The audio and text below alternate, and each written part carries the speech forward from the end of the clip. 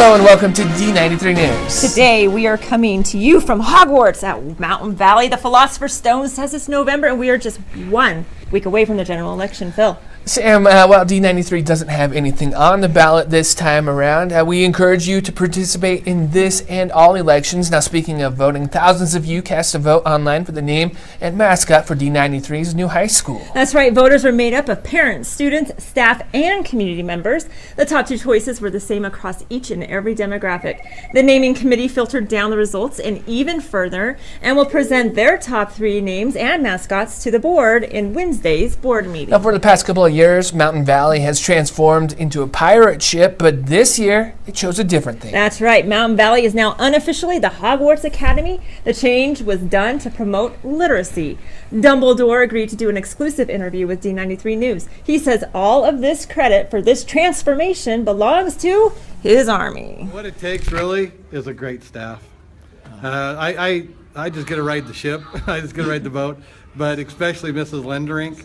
She's the head of it, and she is so creative and comes up with awesome things every time we do this. Now, Dumbledore tells me that this will be Hogwarts throughout the end of the week. Now, as we mentioned at the start of the newscast, it is now November, and this is a great opportunity to give thanks. Throughout the month of November, D93 News will be doing just that as we highlight groups, teachers, and community members who are making a difference in the D93 community. Kicking things off for us is the Key Club at Bonneville High School. There are a lot of things these students could be doing on their lunch break at Bonneville High School, and they decided to use it to help others. So we are painting airplanes for the Humanitarian Center to donate to them to send out to people, kids worldwide. And helping others is what Key Club is all about. Bonneville's Key Club has more than 40 members this year, and their goal is to do at least one surface project each month. They crushed this goal in October by making toy airplanes for kids in need, helping out at the Yukon Carnival, and working with the Special Needs Program during their trunk or treat at Scotty's Drive-In. The most amazing feeling ever to serve people, and it really gets you involved in the community, and it lets you know, like I said earlier, the bigger picture of life. Now, Key Club is a student-run organization available for all students. They meet every Tuesday during lunch in room 207. Now, staying at Bonneville, the Bonneville bees are your state champs. Like bees protecting their honey from a curious grizzly in the wild, the bees dominated their competition on their championship run.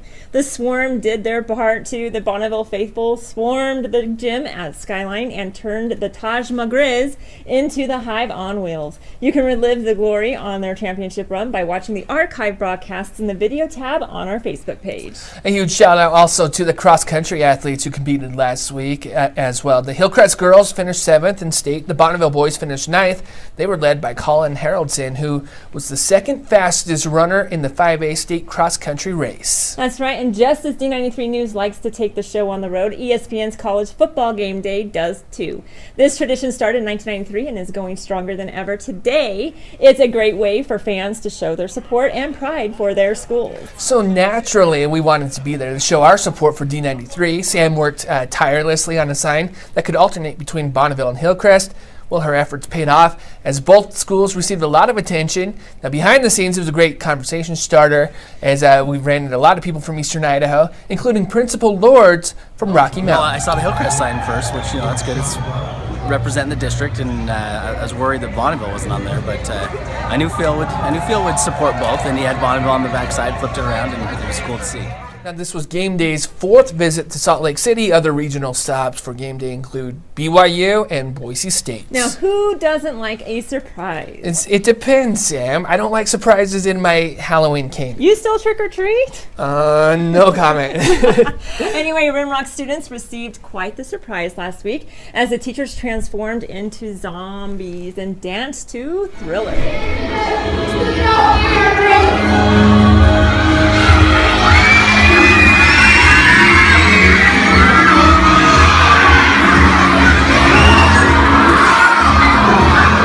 Now, speaking of zombies, students in Coach Miller and Coach Shackett's classes participated in a zombie run. The race went through the annex and up to the Bonneville tennis courts before returning to the gym where dodgeball throwing zombies were waiting for I love the them. imagination of the teachers putting this on. I was there for the leprechaun chase last year, and it was a ton of fun. I bet. Yeah, and now here's a quick preview of what you can expect next week on D93 News.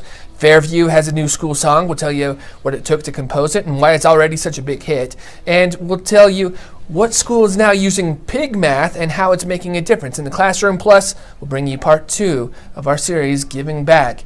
Those stories and more next week on D93 News. And don't forget the new name and the mascot. new name. We'll definitely have an update on that. All right, we'll leave you with a few of the sights and sounds from Halloween in D93. Thanks for watching.